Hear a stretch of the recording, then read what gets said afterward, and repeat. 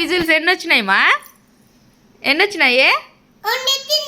2 కాదే తింగరి, 5 వచ్చినాయి.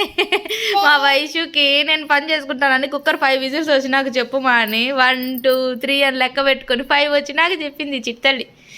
అమ్మ 5 వచ్చింది, కుక్కర్ ఆఫ్ చేయపో అంటుంది కదమ్మా చిట్టల్లి. మార్నింగ్ టిఫిన్లోకి అయితే పెసరట్టు అయితే వేసాను అనమాట.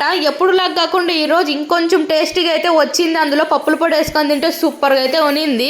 మెంతి పప్పు లాగైతే చేశాను, కొన్ని నీళ్ళు ఎక్కువైనాయి, నీళ్ళగా వచ్చింది.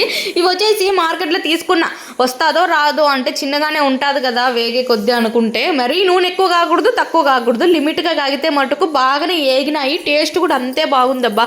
బయట వాళ్ళ దగ్గర మనం కొనుక్కునే టేస్ట్ కంటే ఇటు తీసుకొని వచ్చి చేసుకుంటే బాగుంది. నాకైతే బాగా అనిపించింది.